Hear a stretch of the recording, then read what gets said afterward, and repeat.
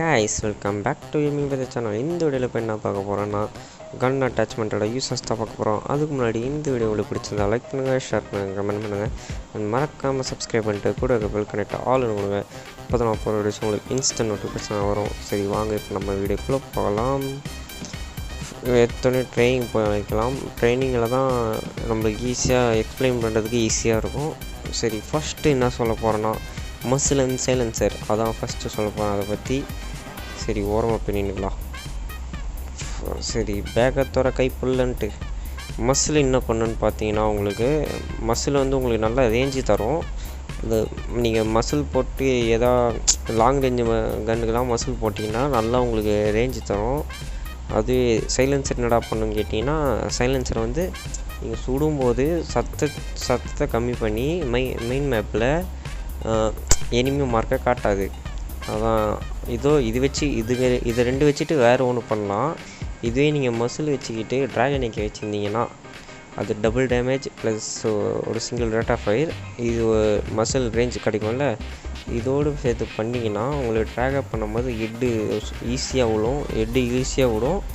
அதுவே இப்போ சைலன்சருக்கு வந்து டபுள் டேமேஜ் ரேஞ்ச் இருந்துச்சுன்னா நீங்கள் சைலன்சர் போட்டு வச்சிங்கன்னா அதில் ட்ராகப் நல்லா வரும். மசில் வச்சு குப்பிட்ஸ்கார் யூஸ் பண்ணால் அது வந்து damage double rate of fire, அதில் ட்ராகப் நல்லா வரும். சைலன்சர் வந்து இப்போ ரீசெண்டாக வக்கீல இல்லை ஒன்று விட்டானுங்களே, அது பேர் என்ன, மிஸ்டிக் சீக்கர், அந்த ஸ்கேர் அது டபுள் ரேட் ஆஃப் ஃபயருக்கு ரேஞ்ச் இருக்கும். அது வந்து நீங்கள் சைலன்சர் போட்டு வச்சிங்கன்னா ட்ராகப் வேறு லெவலில் பண்ணி ஹெட்டும் வேறு லெவல் அடிக்கலாம். சரி இப்போ நான் சொன்னதை யாருக்காச்சும் ட்ரை பண்ணுன்னு தோணுச்சுன்னா ட்ரை பண்ணிட்டு கொஞ்சம் எனக்கு கீழே கொஞ்சம் கமெண்ட்டு சொல்லுங்கள். அப்போ தான் உங்களோட சப்போர்ட் என்னால் தெரிஞ்சுக்க முடியும். சரி வாங்க நம்ம அடுத்ததுக்கு போகலாம். அடுத்து என்ன பார்க்க போகிறோன்னா 4 கிப் அண்ட் பைஃபோர்டு தான் பார்க்க போகிறோம். 4 கிப் எதுக்கு யூஸ் ஆகுன்னு பார்த்தீங்கன்னா இந்த எஸ்எம்ஜி மாதிரி கன்று எஸ்எம்ஜி இப்போ என்ன பண்ணிங்கன்னா எஸ்எம்ஜி அடிக்கிறீங்க அது புல்லட்டு செதணும்ல, அதான் ரீகாயில் ரொம்ப ஆகும். ரீகாயில் ஆகக்கூடாதுன்னா 4 கிப் போட்டிங்கன்னா கிரிப்பாக இருக்கும் கன்று. கிரிப்பாக இருந்துச்சுன்னா உங்களுக்கு கொஞ்சம் ரீகாயில் கம்மியாக ஆகும். அதான் 4 கிப்போட பவரு.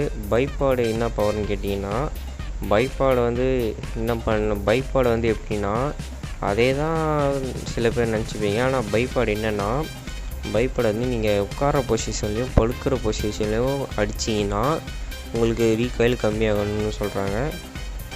படுத்துட்டு நம்ம யாரையும் அடிக்க மாட்டோம் அவ்வளோவா. படுத்துட்டு அடிக்கிறது பப்ஜியில் தான் அடிப்பானுங்க. இப்போ சரி படுத்துட்டுலாம் அடிக்க மாட்டோம். பைபாடு வேஸ்ட்டு தான் பைபாடு என்னை பொறுத்த வரைக்கும் கொஞ்சம் மொக்க தான் நினைக்கிறேன். சரி அடுத்து போகலாம். இப்போ வந்து மேக்சின் அண்ட் டபுள் மேக்சின் தான் பார்க்க போகிறோம். அது வந்து கன்று வச்சு சொன்னால் தான் கொஞ்சம் தரவாக புரியும்னு நினைக்கிறேன். அதனால தான் கன்று எடுத்துகிட்டு வந்துட்டேன். இப்போ நீங்கள் மேக்சின் அண்ட் டபுள் மேக்சின்னு நிறைய பேர் தெரியும், புல்லட்டு தான் ஸ்டோர் பண்ணோம், வேறு ஒன்றும் பண்ணாது. ஆனால் இப்போ டபுள் மேக்சின் பதிலாக நிறைய பேர் தேர்ட் லெவல் மேக்சின் தான் போடுவீங்க. ஏன்னா அதில் வந்து புல்லட் அதிகமாக ஸ்டோர் ஆகும், இதில் வந்து புல்லட்டு கொஞ்சம் கம்மியாக ஸ்டோர் ஆகும் அப்படின்னு நினச்சிப்பீங்க. ஆனால் அது பவரே வேறு.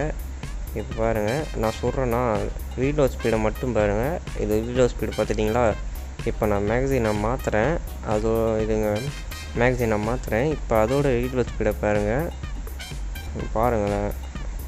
நான் திருப்ப கூட இல்லை, அதுக்குள்ளே ரீலோட் ஸ்பீடை ரீலோட் ஆகிடுச்சு. திருப்பி உங்களுக்கு காட்டுறேன் இருங்க. திருப்பியும் தெளிவல் மேக்சின் போட்டுடுறேன். போட்டு இப்போ அடித்து ரீலோட் ஸ்பீடை மட்டும் நல்லா பாருங்க. இப்போ பார்த்தீங்களா இதுதான் ரீலோட் ஸ்பீடு. இப்போ டபுள் மேக்சினை போட்டு ரீலோட் பண்ணுறேன் பாருங்கள்.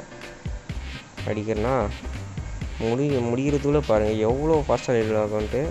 பார்த்தீங்களா இதுதான் டபுள் மேக்சினுக்கும் உள்ள டிஃப்ரென்ஸ். அடுத்து வாங்க போய் பார்க்கலாம். மிச்சம் ஒன்று தான் இருக்குது, ஸ்டோக்கு தான் இருக்குது. ஸ்டோக்கு என்னடா போகிறேன்னு கேட்டிங்கன்னா அது ஒரு பெருசாக இல்லை, சின்னோண்டு தான் சொல்லி முடிச்சுட்டு போயிட்டேன்.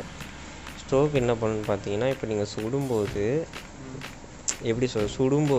மூவ்மெண்ட் ஸ்பீடு வந்து கொஞ்சம் அதிகமாகும். அதான் ஸ்டோக்கோட பவரு. அவ்வளோதான். நாங்கள் ஈஸி தான் கன் அட்டாச்மெண்ட்டோட யூசர்ஸ். இந்த வீடியோ உங்களுக்கு பிடிச்சிருந்தா ஒரே ஒரு லைக் மட்டும் கொடுத்துருங்க. சரி தேங்க்ஸ் ஃபார் வாட்சிங். Tata bye. See you again next video.